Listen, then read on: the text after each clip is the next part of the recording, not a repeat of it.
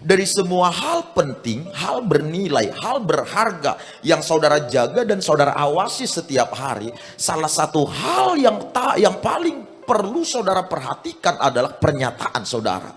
Apa yang saudara nyatakan ketika saudara bangun pagi? Apa yang saudara nyatakan ketika saudara menutup hari-hari setelah saudara melakukan aktivitas?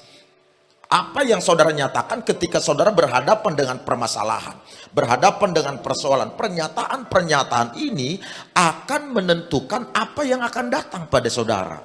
Saya juga sudah menjelaskan kepada saudara bagaimana seorang wanita 12 tahun sakit pendarahan berkunjung kepada tabib terbaik di kotanya, tidak kunjung sembuh, tidak kunjung pulih. Keadaannya tidak membaik, justru semakin memburuk. Tetapi kemudian ketika dia tahu Yesus lewat di kotanya, lalu dia menyentuh ujung jubahnya dan kemudian dia sembuh. Kuasa ilahi mengalir dari sekujur tubuh Kristus. Apa yang membuat kuasa itu mengalir atas tubuh wanita ini dan memulihkannya, menyembuhkannya? Yang membuat wanita ini mengalami kesembuhan, mengalami mujizat, bukan hal-hal yang lain. Alkitab itu memberitahu apa yang diperkatakannya. Alkitab menyebutkan, asalku jamas saja jubahnya, aku akan sembuh. Inilah pernyataan yang dia ucapkan dan kemudian pernyataan itu menarik turun kuasa ilahi atas tubuhnya. Karena itu ibu bapak, hati-hati dengan pernyataan kita setiap hari di mana saja saudara berada. Sebab semakin sering saudara menyatakan yang baik, maka saudara semakin dekat kepada apa yang saudara nyatakan itu. Semakin sering saudara menyatakan yang buruk, maka hal buruk itu pula lah yang akan datang kepada kita. Coba kita baca sekali lagi apa yang dikemukakan oleh Injil Lukas pasal 6 ayat 45 ayat Alkitab yang kita baca barusan. Orang yang baik mengeluarkan barang yang baik dari perbendaharaan hatinya yang baik, dan orang yang jahat mengeluarkan barang yang jahat dari perbendaharaan hatinya yang jahat. Karena yang diucapkan mulutnya meluap dari hatinya. Perhatikan penggunaan kalimat orang yang baik mengeluarkan barang yang baik dari perbendaharaan hatinya yang baik.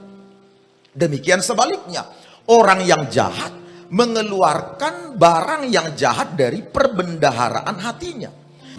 Kalau saudara menyatakan pernyataan-pernyataan yang benar, pernyataan-pernyataan yang membangun, pernyataan-pernyataan yang memotivasi, pernyataan-pernyataan yang menghibur, menguatkan, kalau itu yang saudara perkatakan setiap hari, maka bisa dipastikan itulah yang terdapat di dalam hati kita. Itulah yang terdapat dalam perbendaharaan hati kita ini. Tetapi kalau sebaliknya, yang pernyataan yang kita perkatakan adalah pernyataan-pernyataan yang sadis, pernyataan-pernyataan yang buruk, pernyataan-pernyataan yang melukai, yang merendahkan, yang mengucilkan dan lain sebagainya, maka itu menjelaskan itulah yang mengisi perbendaharaan hati kita ini. Dengan kata lain, pernyataan yang kita perkatakan itulah yang menjadi alat pembeda apa yang terdapat di dalam hati kita ini. Kita tidak bisa melihat apa yang di dalam hati kita. Kita tak bisa mengetahui apa yang terdapat di hati seseorang, karena kita tidak bisa menjangkaunya dengan kasat mata ini. Tetapi kita bisa mengenalinya melalui pernyataan-pernyataan yang terucap setiap hari, melalui perkataan-perkataan yang disampaikannya setiap hari.